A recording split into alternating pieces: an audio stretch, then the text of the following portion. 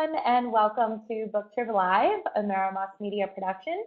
Today, we are thrilled to welcome Wall Street Journal, USA Today, and New York Times bestselling author Laurelin Paige. She's written the Fixed Trilogy, the Found Duet, the Lights Camera series, First Touch, and a bunch of others. We're going to talk about them all today. And on May 16th, she'll be releasing Falling Under You, a Fixed Trilogy novella for 1001 Dark Nights. Welcome, Laurelin. So great to have you here today. Hello, and guess what? Actually, it came out today, Falling Under Oh, You. that's awesome. Amazon led me astray. That's awesome. It did. I saw that it said that to some people. It's silly little Amazon. Well, congratulations on Pub Day then. Even more exciting to have you here. Thank you. So let's start with the novella Falling Under You. What can readers expect from this Fixed Trilogy extension? I think I can expand. They can expect pretty much what most of my books have, which is strong female characters who are usually smart and an alpha male, even though this alpha male is a little bit different in his alphaness. Oh. Norma, the heroine of this book, is very strong, and it's very hard to be with somebody who is as strong as Norma is, but Boyd has figured it out, I think. Okay. In his own way. That's awesome. What would you say to fans of the Fixed Trilogy to let them know why they just have to go grab a copy of this? Well, you definitely see glimpses of Hudson, and I know everyone wants to see glimpses of him. He is in this book as well. And I think that you'll just like delving a little bit more into the background of a character that we've seen in all of the books along the way, pretty much. She was in the Fixed Trilogy, Norma was, and Norma is Hudson's right-hand assistant. She's his chief financial advisor at Pierce Industries. And she used to have a major crush on Hudson.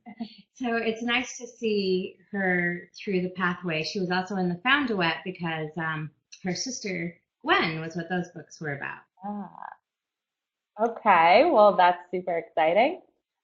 This was your first novella with 1001 Dark Nights, if I'm correct. What's the experience been like? Oh, it's great. I love working with the whole entire staff at 1001 Nights is very committed to their task of bringing new readers to authors, and they're just very innovative in the ways that they do it. I recommend to all my friends who say, should I do 1001 Dark Nights? Definitely. They great experience, and even just knowing the staff and the people that work there, knowing them on an individual basis has been a highlight of my life. Oh, that's amazing. So you've since released companion novel Hudson, which is technically book 4 in the series, if I'm right. And next up is Chandler, which isn't due out until September, if Amazon is correct on that one. Amazon's correct this time. Okay. So what made you want to kind of do a spin-off series and not kind of just start your own series, or how did all that work out for you? Well, a lot of people ask. They still want to see people from the Fixed universe, and that always drives. I'd like to make the fans happy. But there's just also, as I'm writing the other books, these side characters have lives of their own that are very compelling to me, and it's nice to be able to go back and explore them in different ways. Particularly Chandler, after the Found Duet, he was left brokenhearted, and it's nice to give him a chance to find his love, I think, for myself. Well, we all deserve it at some point, right? Yeah. So you've also started a new series, which is First and Last, and now it's First Touch, which is the first book, and Last Kiss is second, coming out in June. Can you tell us a little bit about the series and what fans can expect from Last Kiss? Yeah, First Touch and Last Kiss is much darker than what I've written before. Okay. I found it darker to write as well. It was a much more emotional process for me, and I think that a lot of that comes out in the story. So it's a more emotional story. It goes to deeper intensity than the Fixed series does, I would say. at least for me.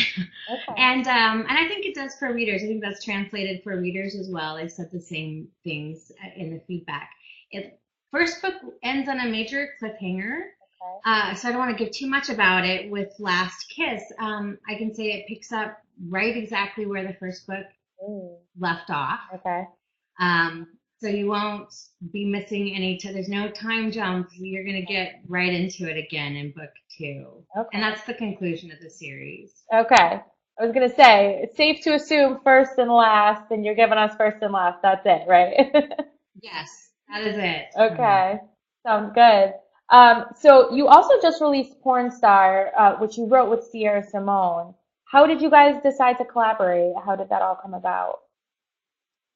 Sierra Simone has been my critique partner since before I ever since Fixed on You. She clear back when I was still writing young adult. I didn't publish young adult books, but I was writing children's books when I met her in a writing group online, and she has been my critique partner. She's edited my books for me. Pretty much every book that I have released, indie, she has edited. And I just feel really comfortable with her. And we've always joked and said, one day you're going to write with me because we know each other so well. Right.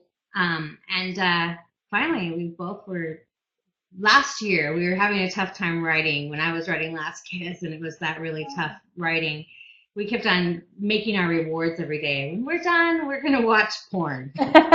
And pretty soon that got to be the standard joke, and next thing you knew, we were writing a story about a porn star. That's so awesome. That's great.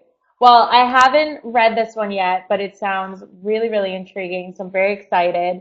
Can you tell the viewers a little bit about the storyline and what they can expect to see from this? Yeah. The porn star is, you can't read a Sierra Simone book without being challenged with your she takes you to the edge, and then that's about right as far as she'll give you the edge of your comfort zone. And I think that Porn Star is not any different. It's a dual POV. She wrote the male point of view, and I wrote the female. In Porn Star, most of the books that you read about porn stars, there's always the male who falls in love, and now all of a sudden he can't get it up when he goes to work. Exactly. And that didn't ever ring true to Sierra and I. We said that's just not the way it really is. And then we've read lots of feminist books, particularly she's done a lot of research on them, and read a lot of books about people who are in the porn industry and about people who make relationships work. And the dynamic is more interesting than that. It becomes a choice who the man or the woman, whoever's in the porn industry, right. It becomes a choice what they share with who, and that became really intriguing to us. What becomes intimate if your boyfriend is sleeping with other people? What is it that becomes just between the two of you, and what makes your relationship more special? Right. And that was what we wanted to study in this book. So if you are really uncomfortable with the fact that there is other sex going on while the two of these people are having a relationship, then maybe this isn't the book for you. It's going to challenge you in that sense. But I think that it's a lot more realistic, and the outcome ends up being a lot more satisfying because it's a choice that they make to be together rather than, oh, I can't do my job anymore. Exactly. I'm so in love with you that it doesn't happen. Yeah. I mean, that'd be nice. That'd be really awesome if all of our husbands and boyfriends just all of a sudden had no power to be attracted to anyone else. Exactly. But I just don't think that happens. No, really realistic. Yeah, that sounds very good, very interesting. I'm even more excited now. Can you talk a little bit kind of about your background? How did you know you wanted to be an author? How did you get into this work? Just tell the viewers a little bit about yourself. Yeah, I've been writing since I could make up words. When I was a little kid, it was always poems and songs, and I would stand in front of my grandparents' rain birds in their backyards, the big rain sprinklers, and pretend they were my microphone when they were my height, and make up just long, lengthy songs. Okay. And so music was always the first love. And I went to school for songwriting to begin with at Berklee College of Music. But I was also really into theater and stories, telling stories on the stage. And when I was at Berkeley, I was near musical theater because we shared space with Boston Conservatory, and I kept thinking, I think I really want to be doing that instead of what I am doing. And I'll always be a writer. Writing will always still come naturally. So I dropped out of songwriting and went and majored in musical theater. Got my bachelor's degree from University of Northern Colorado, which had one of the best theater departments at the time. And I think I learned so much there about story structure that has been I didn't know I wanted to be an author then, but it has been the most essential part of what I've learned ever is how stories work, how motives from characters work, how you write a compelling arc. It's all, you learn it in acting, you learn it in directing. And then I went and got my MBA. Life took its own courses, and I didn't end up doing creativity things. I ended up settling down and having a family and got an MBA in marketing and started writing just kind of to fill in my hobbies time. Now that I had children. When I was up late with my children, when they wouldn't sleep, I started writing books, and they got longer and longer, and then pretty soon I published them. But I think that all of those components, the fact that I was always a writer, the fact that I had all that theater background, and then my marketing, actually being able to do business with it, all of those things have led into being able to be an author. It takes all of those components these days to have a career as an author. Definitely. Did you always know you wanted to do contemporary and adult romance?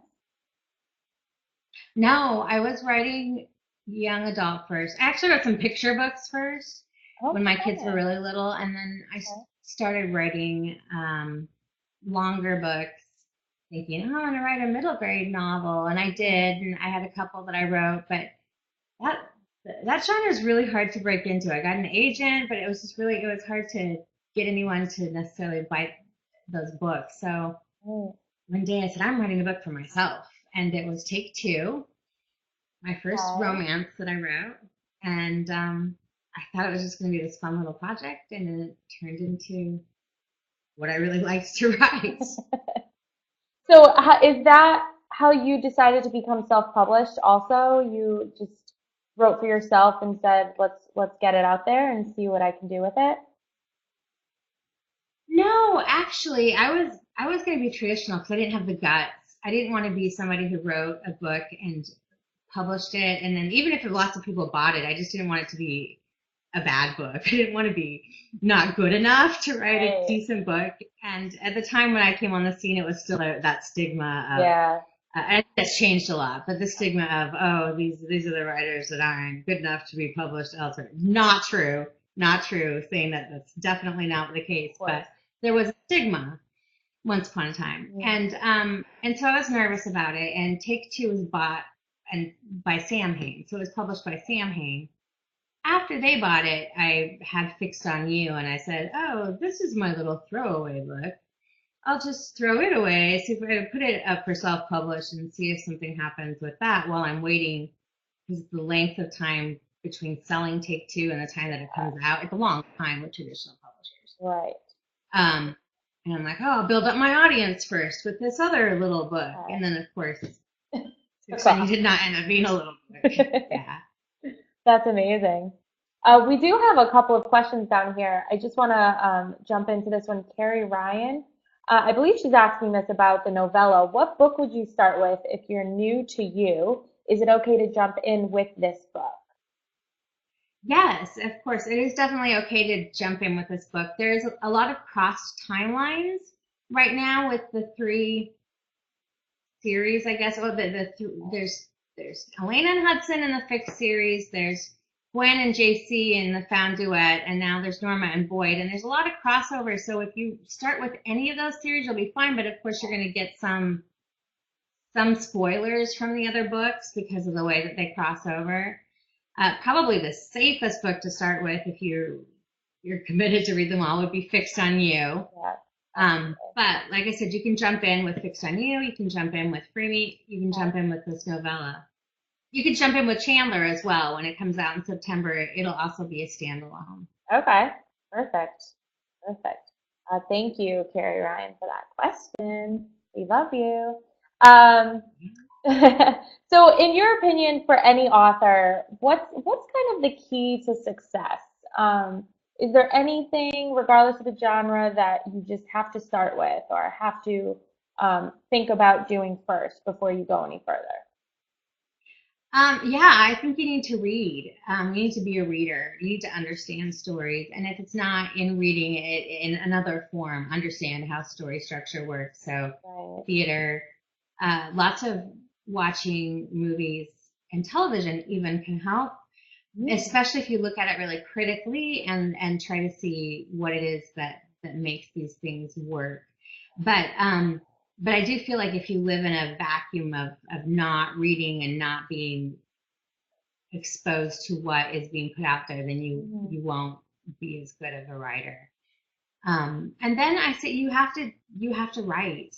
You have to commit to it. There's so much that distracts you. Like you want to think about what's my cover. I do these things too. What is my cover going to look like? What are my teasers going to be? I'm going to work on those things instead of and thinking about where am I going to get published? Am I going to do it self-published? Am I going to get an agent? All those thoughts are really distracting.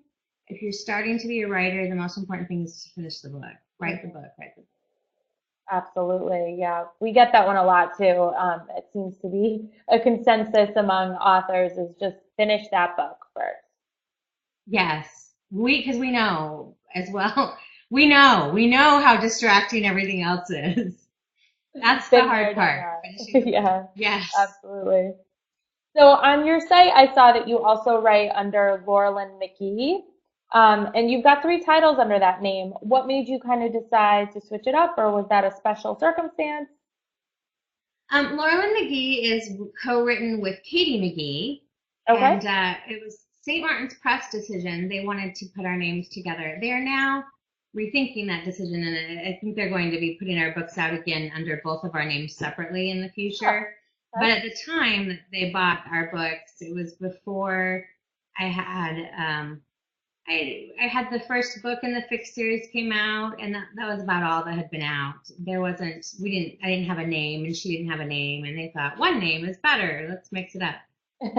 Um, it is romantic comedy. It's definitely different, so it's a nice Cool. distinguisher to say the stuff that's Laurelin McGee is going to be funny, really funny. Katie's a really, really funny person, and Okay. so that's why I love working with her. One of the reasons she adds lots of humor.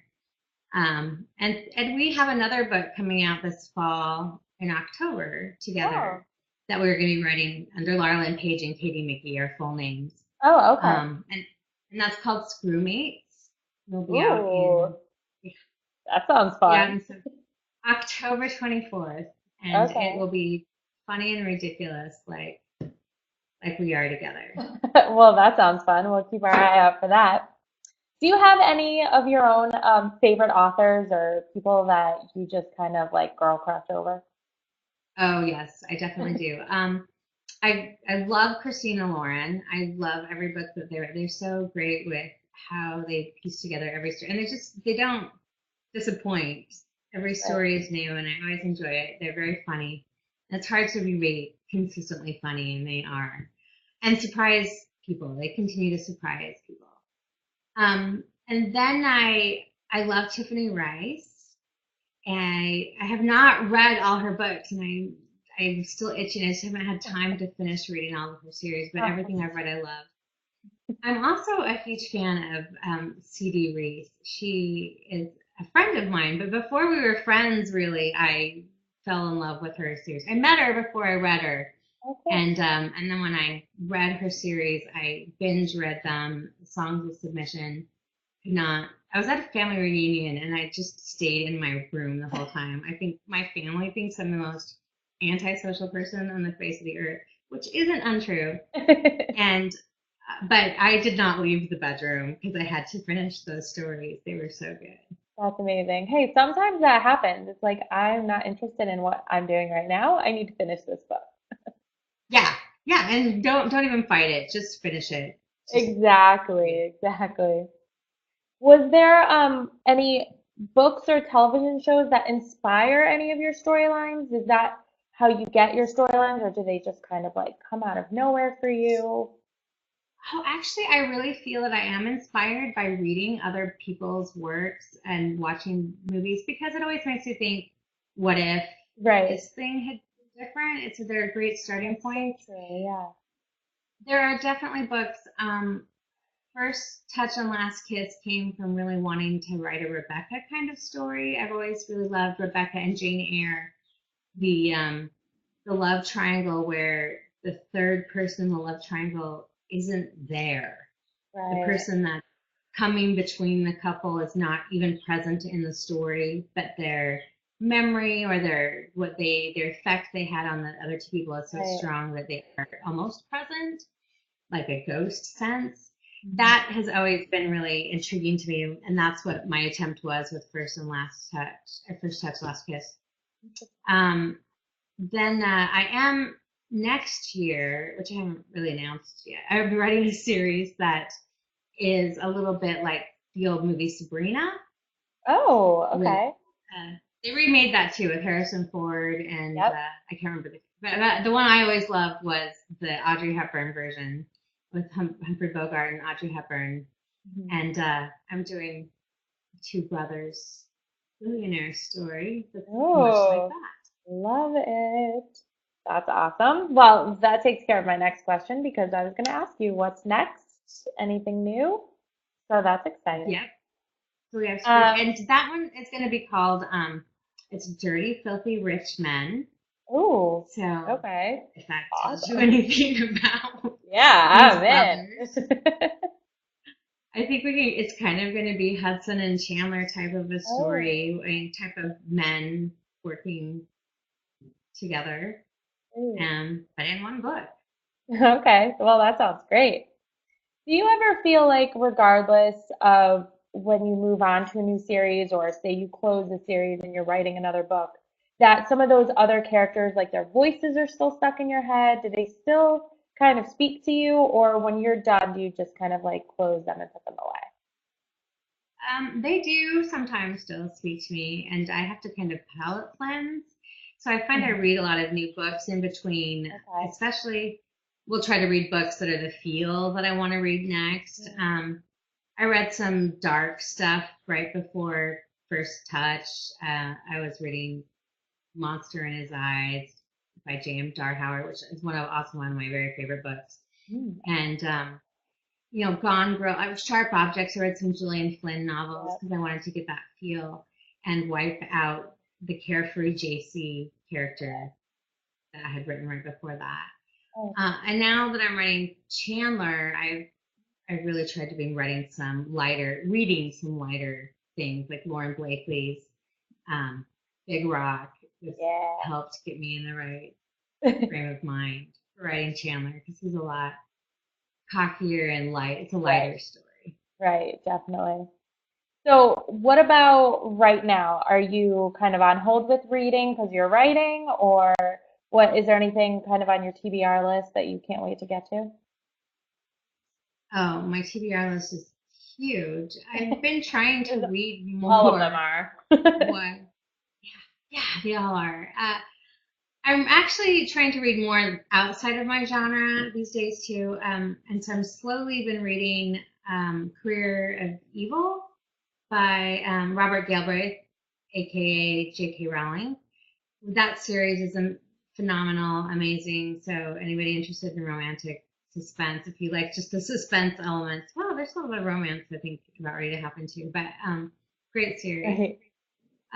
But I just started Mr. O. I try to read my friends' books. I just finished Topped by Katie McGee. So hilarious. If anyone loves the write, it's about authors. So if you want an in-depth book about authors, it's very Right. funny. I recommend it. Is there anything you learned to do kind of along the way for what not to write or how not to write, in as you've been going on this uh, journey of writing your book? Oh yeah, I learned lots of not to things, and that actually makes me write so much slower than I used to because every book is like, oh, at the end of the book, I used this word, I overused a certain word or a certain technique, and now I watch out for those things as I go, and it makes it so much slower and tedious. Um, Right. I've mostly I've learned button chair time is the most important. So write, sit down and write. Learned not to force it. I used to chain myself to the desk for the whole entire day until I hit my word count. And now I'm starting to realize that if it's not coming, it's just better to go do something else and come back instead of Right. forcing the story to come out. Um, and not to read reviews. I do read reviews. There are people who say they don't read any reviews at all. I read reviews, but I tend to just skip over the mid reviews because they will usually make me upset. I'll feel like, oh, I missed the point, or they missed the point, or something happened. One stars usually make me laugh. Those my book isn't usually. If you one star my book, the book wasn't for you. That's I can read those Right. ones. Exactly. Exactly. But the mid ones, the ones that feel like you almost got it right, those are the ones that make me feel disappointed. So I try not to read the 3-star reviews. Well, I feel like too with those, they make you now overthink something that you're not going to go back and change anyways.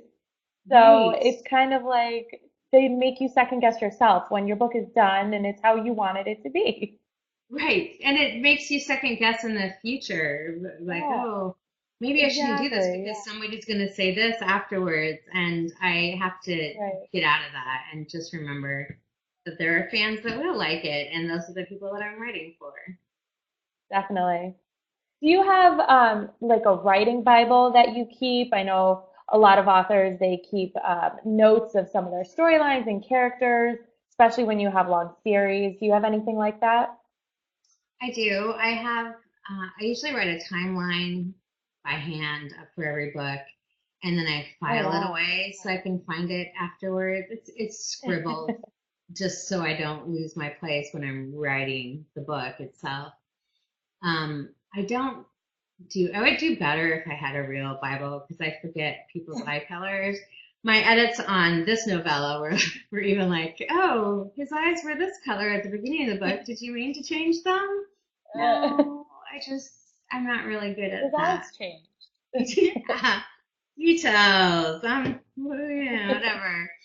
But I do try to keep the timeline notes, Okay. the chronology of it with all the stories going back and forth. It's really been tricky if I don't do that. I do have Cool. So notes for interesting. every book.